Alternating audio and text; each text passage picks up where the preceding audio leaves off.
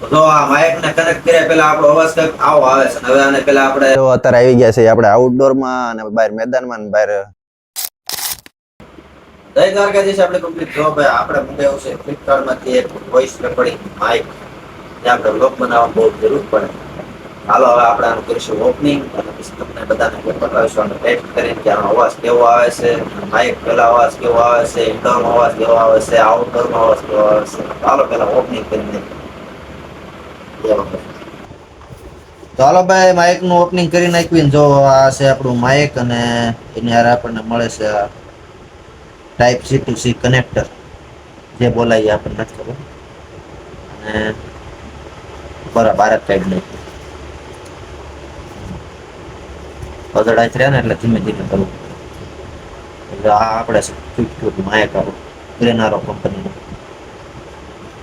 અને આપણી કામમાં શું છે આ બોક્સનું ઓપનિંગ કરવી. આપણે આ બોક્સમાં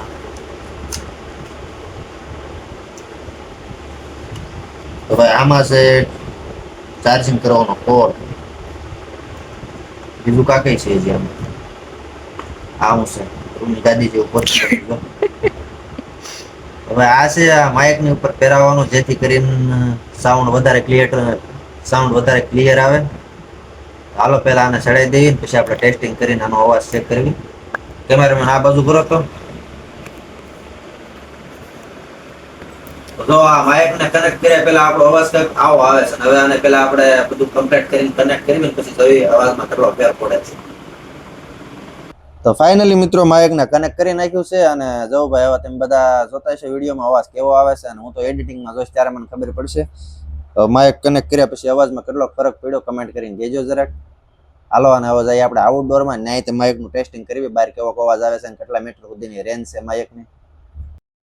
તો ભાઈ જો અત્યારે આવી ગયા છે આપણે આઉટડોરમાં અને બહાર મેદાનમાં અને બહાર ઘણો આજુબાજુમાંથી અવાજ આવે છે અને તમે બધા વિડીયોમાં જોજો કેવો અવાજ આવે છે અને કમેન્ટ કરીને કહેજો કે આ માઇકમાં અવાજ કેટલો એન્હાન્સ થાય છે.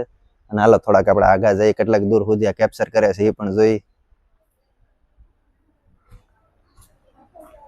તો જો ભાઈ આપણે અંદાજિત 15-20 મીટર જેટલા આગળ વહી આવ્યા છે આપણે ફોનથી અને હવે કેવો અવાજ આવે છે બધા તમે કહેજો કમેન્ટ કરીને. તો ભાઈ અને માઇક કેવું લાગ્યું કહેજો કમેન્ટ કરીને. હાલો તે આજના વ્લોગને આપણે પૂરો કરી નાખવી.